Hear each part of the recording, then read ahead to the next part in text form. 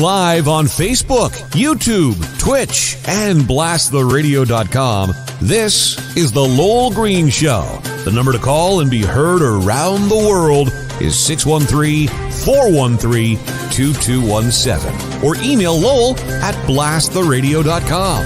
And now, here is Lowell Green. Thank you, John. John, I hope the anti-vaxxers realize that they are the reason that we will soon have vaccine passports in Ontario. As Jerry Agar points out correctly in The Sun today, if everyone who can be vaccinated was vaccinated, there'd be no need for passports. He's perfectly correct, of course. In fact, when you stop and think about it, and maybe it's time that more of us began to think about it, if everyone was vaccinated who can be vaccinated, there'd be no fear of more lockdowns. There would be no need for restrictions of any kind, no need to stop travel by car to the United States. In fact, if everybody who can be vaccinated was vaccinated, our kids wouldn't have to wear masks in classrooms. Things would be, well, if not back to normal, very close to back to normal. Our hospitals wouldn't be jammed up with COVID patients, almost all of them unvaccinated. Long-delayed elective surgeries could be resumed in the hospitals. You could once again get new knees and hips, etc. But, thanks to the anti-vaxxers, we're still a long way from normal. It doesn't look like we're going to get there for a long, long time. Kids will be masked in the classrooms. Hospitals will still be jammed with the unvaccinated. And we're getting vaccination passports. All because people who can be vaccinated are not getting vaccinated. So the fact that angry mobs are picketing police stations and hospitals are causing the very thing that they are protesting. It's really quite astonishing. I don't understand how these anti-vaxxers, these mobs, don't understand this.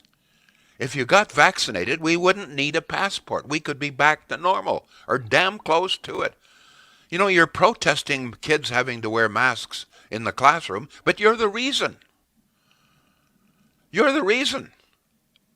With rare exceptions, it is the unvaccinated who are coming down with COVID. It is the unvaccinated who are spreading the virus. You're the reason. You're the reason we've got a passport. You're the reason our kids must be masked. You're the reason we still have the fear of lockdowns. All of the restrictions are still there. People are still dying. You are the reason. Let me repeat. Let me just repeat. And like, if anybody doesn't believe me, please give me a rational reason as to why I am wrong. If everybody who can be vaccinated was vaccinated, there would be no reason for passports and the many restrictions that we are still seeing imposed on us. The anti-vax mobs are the reason for the very thing that they are protesting. And increasingly, and this is really, really disturbing. Geez, Murphy. Increasingly, it's these anti-vax mobs that are responsible for the growing support for Trudeau. Several of us have been warning for 2 or 3 weeks. I warned on this program about 2 weeks ago that if they didn't stop, hurling curses and threatening violence and so forth every time Trudeau appears anyplace, that if they didn't stop, what they were going to do is create more support for Trudeau, the sympathy vote, etc., etc., etc. And that is exactly what is happening. Before this idiocy of these mobs began, O'Toole was surging well ahead. In fact, all of the momentum was in his corner. Some polls showed this a couple of weeks ago, showed O'Toole about 5 points ahead of Trudeau. If it continued, we were almost guaranteed a conservative government, at least a minority conservative government, which many of these protesters say they want. But because of all of the mobs, etc., the hurling. I mean, even hurling curses and profanities and dragging children out and swearing. I mean, and even throwing gravel. I mean, holy jeez, Murphy. So now, what do we see? Well, thanks to all of this, and there's no other reason, thanks to all of this, the the conservatives haven't really slipped. They slipped a little bit, but sure enough, the sympathy vote is pouring into the Trudeau camp, and he is now neck and neck. And if it continues, Trudeau will be back once again for another 4 years of horror. So once again, it's the protesters, the mobs, that are creating the very thing they are protesting against. A Trudeau victory. They say they don't want a Trudeau victory. They're mad at Trudeau. And yet when you throw a grab, I mean, you're stupid people. Cursing and swearing and throwing things. What do you think that does to the ordinary Canadian? They look at that and they're horrified. I mean, I don't care who it is. I mean, you don't throw. It's just ridiculous. How many Canadians do you think support mobs picketing hospitals? Let's talk about that. Insulting, intimidating doctors and nurses and patients inside. The doctors and nurses struggling to save lives, and we've got these idiot, ignorant, stupid, low-class bums, hoodlums, protesting outside hospitals, stopping ambulances from bringing heart attack victims to hospitals. Some of these protesters even have foghorns so that the dying patients inside can hear them, creating fear. I mean, it is almost unbelievable. Thank God, somebody, Aaron O'Toole has come out vehemently opposed to this, saying, listen, we live in a great democracy. Let's exercise democracy. This is not democracy. Picketing doctors and nurses and patients and dying people. This is not democracy. And it's sure as hell not Canada. Not Canada that I know. And I don't think it's the Canada you know either. In fact, the mobs and screaming have had such a profound effect on voting intentions that it makes you wonder if somehow or other the Liberals are engineering this. I don't see any evidence of that. But one thing is for sure, Trudeau is taking advantage of it. He's showing up increasingly now in locations throughout Ontario where he knows these mobs will show up. And he knows that every time somebody throws something at him, including a curse, it just builds more support for him. You dummies. Ignorant. Anybody that particularly would pick at a hospital, you know who you are? You're the lowest form of human being there can be. You are the kind of people that would step over a dying man, wouldn't stoop to help a baby in distress. I'll never forget. I'll get to Julie on the phone in just a moment. This is a number of years ago. I was doing the talk show at CFRB in Toronto. A sobbing young woman called me one night. Her father had died on the street the night before. He was a well-dressed businessman, so there's no confusing him with a drunk or a bum, okay? He was trying to step aboard a streetcar in Toronto, and he just died. He took a heart attack and just dropped on the sidewalk. She said it was unbelievable. People stepped over him. This dying man, he was gasping still. They stepped over him. She said dozens of people stepped over him to get onto the streetcar. Even the streetcar operator looked down and saw him lying on the sidewalk and did nothing. It wasn't until a member of the military, a woman, stopped and held his hand, and someone was holding his hand while he died. I'll never forget that. Those people, you people, who would show up to protest at a hospital, you're the same people that would step over a dying man. I'm sorry, I have no sympathy. No sympathy whatsoever. I don't want you as a friend. I don't want to know you. You are an ignorant. Anyway. Let's take a call. Julie, is Julie still there? Yes, go ahead, Julie, please. Sorry to keep you waiting. That's okay, Lowell. I wanted to let you know I have an appointment, taking my mom to an appointment tomorrow at the geriatric clinic. And the doctor has called me and said that to try to come earlier because protesters are giving patients a hard time going in. And it's going to be so hard for me to take my mom because she has Alzheimer's and the anxiety level of that. And I'm like, what is wrong with you people? Like, you're making it a horrible experience for me, horrible experience for my mom. And for what? Go to an MPP's office, go down to Ford's office, go down to whoever, take it away from the hospitals. And that's just my 2 cents. Well, it's worth more than 2 cents. I am shocked. You say that this is happening here in Ottawa. It is. Yeah, there's pictures to prove that it's happening at the Civic Hospital. And the doctor has called me. Julie, I don't know what to say. I can't believe what's happening in my country. I mean, I understand people are angry, they're concerned, and all the rest of it. And I agree with you. If you're angry, direct your anger where it should be, at the politicians. Pick at the mayor's office. Pick at Ford's office. Pick at your MPP's office. Pick at your MP's office. But a hospital? There are reports out of Toronto where this was very bad.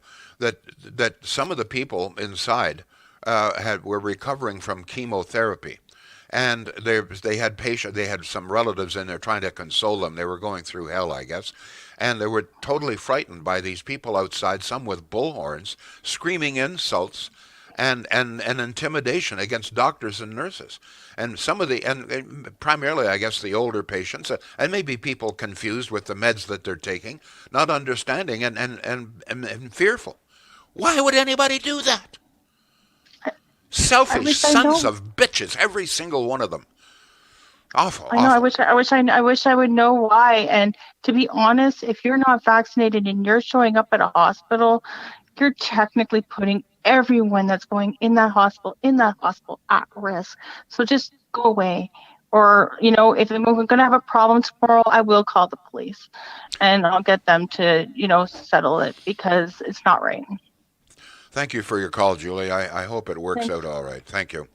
Oh, Thank you. God. Calls like this I just don't understand what's going on here. I don't understand how, you might expect this kind of behavior, and, well, I don't even think you'd expect it in a third world country.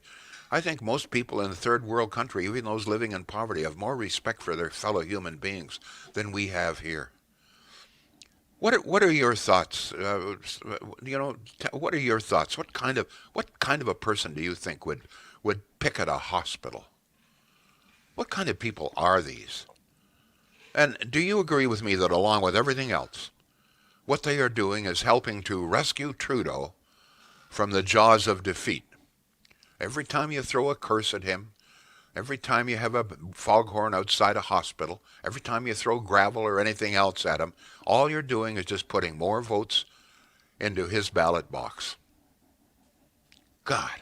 John, we've got some text. Let's hear what people have to say here. Yes, we do. And to those following us on Facebook, on YouTube, on Twitch, etc., thank you for sharing this on your social media. You are our best advertising. The number here, 613-413-2217. Here's a text. Lowell, it just shows the lack of intelligence that some people have, that they will risk taking horse dewormer, not knowing the effects it would have on them, but they will go on to no end about the vaccine, even after millions have taken it with no side effects.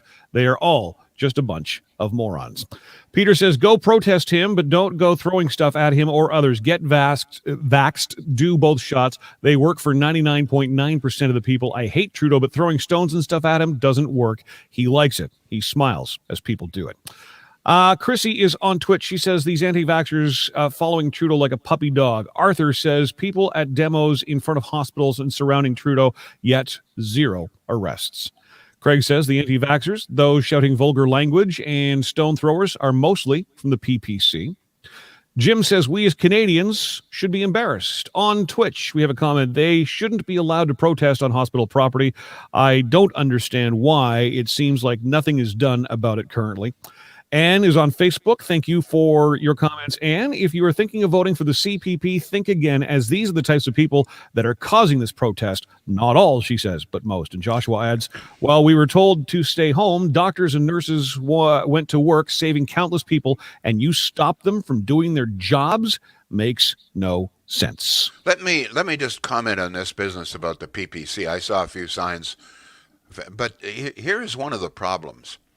For some people on the left in particular, this kind of behavior, no matter who does it, they believe is just stereotypical of conservatives.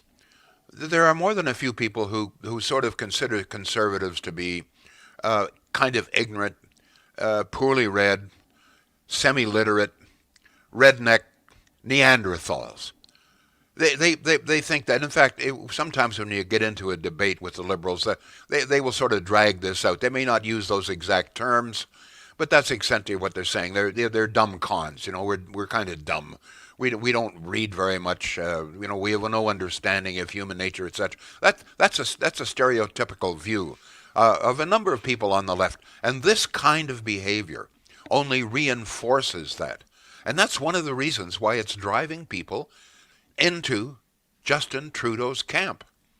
Some people are looking at this and say, there you go, I was thinking of voting for O'Toole, but look at those damn fools out there. They're probably a bunch of bloody conservatives, redneck Neanderthals, rubber booted idiots from up the valley. That's probably what they're saying to themselves and to others. It just feeds the stereotype. Unfortunately. Got to deal once again. We'll have to talk about a good friend at Shields. And I want to alert you once again. We spend a lot of time talking about the environmentalists and the harm that they have done to us here, the added costs that they are adding. And here's another example. Starting next year, which, is not that far away, right? You will not be able to buy many of the appliances that you can now buy, the more reasonably priced appliances, because about 75% of some of these appliances, refrigerators, for example, dishwashers, etc., do not come up to the so-called Energy Star levels. They're a little bit more reasonably priced, etc. And the bulk of appliances that are sold in some of these categories are not Energy Star level. But the government of Canada is now saying that all appliances sold in Canada as of next year must be Energy Star levels, which means that many of these appliances, refrigerators with the freezer on the top, front load clothes washers, dryers, etc., will not be available. In all probability, there will be an increasing scarcity, and even worse than that, the prices of those that are available will go way up. Just want to alert you, folks. This has got nothing to do with the appliance dealers. Mark Shields sent me the letter that he got from the Appliance Association, including quotes from the Government of Canada. They are making even those of you buying appliances, the environmentalists, the Government of Canada, that would be Justin Trudeau, is making the price of appliances go up. So if you're in the market, if you think you need a new appliance, might not be a bad idea to drop around to Shields or check them out on the website, shields.ca. John, we have some more texts here. On Facebook, Sonia says the arrogance of Trudeau yesterday campaigning in the hospital. People were dying alone. His family was not allowed in to say their goodbyes because of COVID, and the PM was inside. We have Sonia saying, wish you the best, Julie. Julie's story broke her heart. Dean says, in World War II, everyone cooperated together for a common good. People volunteered and fought overseas. People held air raid drills and rationed sugar and gasoline and maintained victory gardens. And they did that for 6 years. And today, all we ask is for people to get a few shots, and 20% of our population say, I don't want it. In that regard, that's very interesting. Thank you for that comment. It reminds me, when I was a little kid, so I'm 8 years old, and we kids would go out. We would sometimes get off a little bit early from school. This was a rural one-room school, and we would go out and pick milkweed. And this was something they took the pods from the milkweed, and it was used as filler in life preservers. So there was a great demand for that, and so this was the job of young kids like myself, 7, 8, 9, to go out and pick milkweed and put it in. We had big bags that they supplied us, and of course the other thing too. was there was a great need for iron. So a lot of people with these beautiful picket fences, iron fences, they cashed them all in. They gave them all to the cause. That, and you're right, Victory Gardens, etc. That was the kind of unity that we had in those days. The common cause, sadly, seems to be totally lacking today. Not totally, but somewhat. John, more text, please. The phone number is 613-413-2217. The email address is lowell@blasttheradio.com. We have an email here from Rob in Carlton Place. Maybe this pandemic will finally force our leaders to deal with this anti-vaxxer movement. We are starting to see problems with measles and whooping cough before the pandemic hit. They are a public health hazard, a burden on our health system, and a monetary expense we should not have to bear. I, for one, am tired of pandering to them. Again, that is Rob in Carlton Place. And Sonia asks, where are the police at these protests? These people should be arrested. Some of the comments coming in for you, sir. You see, here's one of the problems. This is a democracy, an open country, and you are allowed to protest. The hospital is public property, so it's allowed. There's as far as I can see, there is now blocking an ambulance. I think that is a criminal offense. But as far as standing outside a hospital and screaming at patients and others inside with a foghorn, to the best of my knowledge, this is not a crime. That's why the police do not show up. That's why it's up to people to exercise a little bit of human decency. You know, just be a human being for a change. Protest all you want. You're free to protest. You can block streets and everything else to do it all the time here. But protest in front of your MP's office, in front of your MPP's office. Protest there. Go down and protest in front of the city council. But a hospital where doctors and nurses, and some of them working 12 and 15-hour shifts, trying to save lives, and you're yelling insults at them and trying to intimidate them, stopping ambulances from bringing stricken victims in? The hell is the matter with you? John, have we any more texts there? I have another topic. We're running short on text, but we've got one here. I'm an Ottawa firefighter. As you may know, city employees received an email on Friday that vaccines would be mandated. I'd like to speak to you about this, and I would like to be on your show if that's even possible. This is not a city or a union position. This is about the real effects of this policy on people and their families and how the politics is preeminating station life and straining deep friendships in the ranks. Thank you, says the texter. Well, yeah, this is the anti-vax movement again. As I say, if everybody got vaccinated, we wouldn't have any of these problems. I mean, just get vaccinated, for God's sake. Let's get back to normal. God almighty. On another topic, don't have that much time.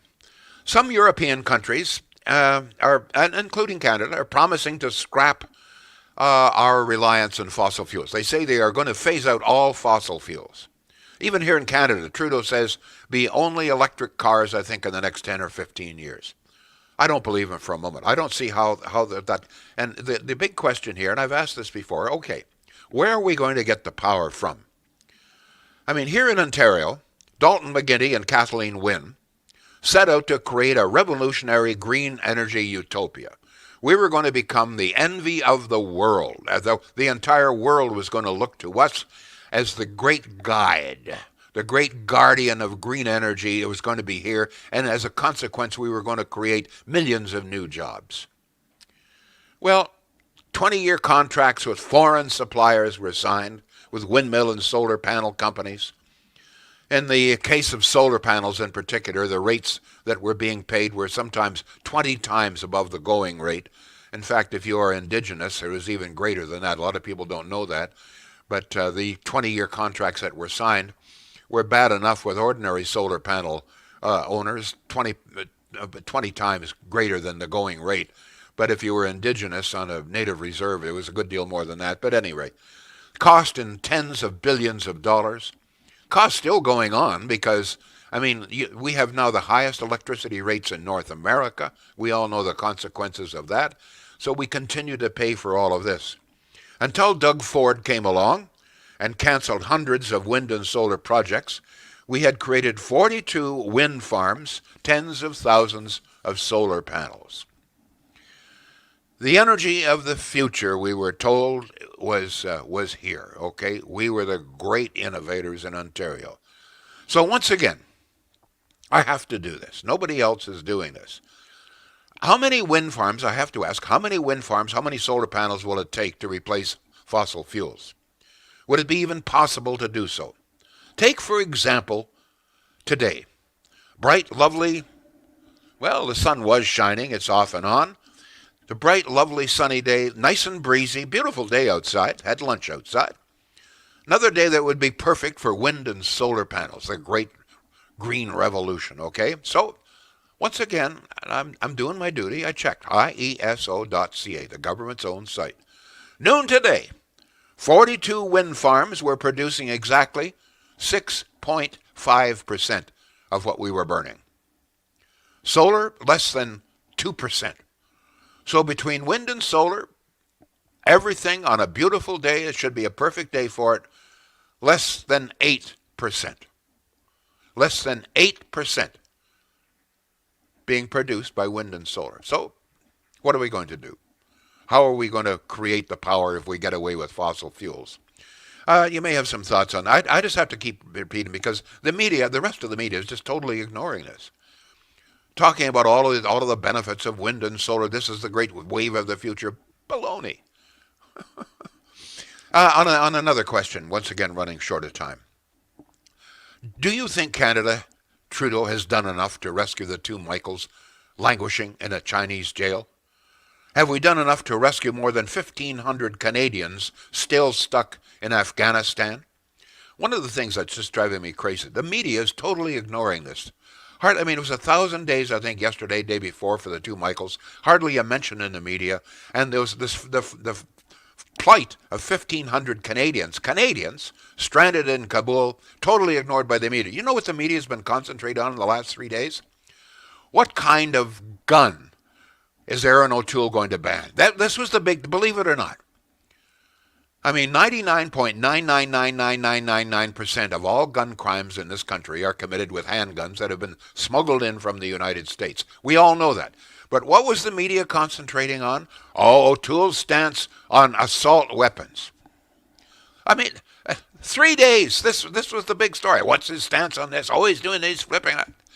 Holy, 1,500 Canadians are still stranded in Kabul. You totally ignore them. 1,000 days, the two Michaels in China. You totally ignore them in favor of, what's O'Toole going to do with assault weapons? Jumping, jeez.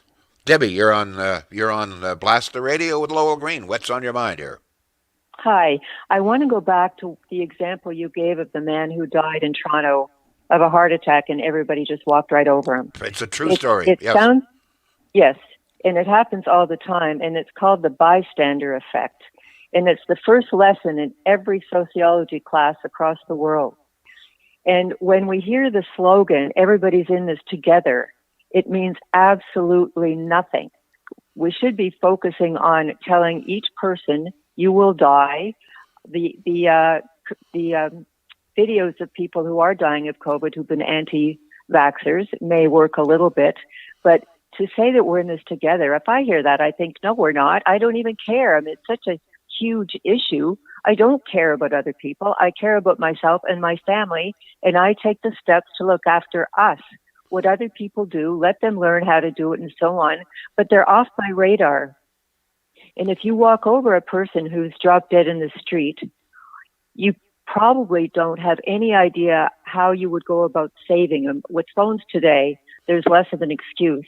But in a way, with that scenario, those people were saved from anything because somebody did come along who knew what to do. So in a way, they were right to step over them. They weren't right to step over them, but it turned out well. Yeah, well, I disagree.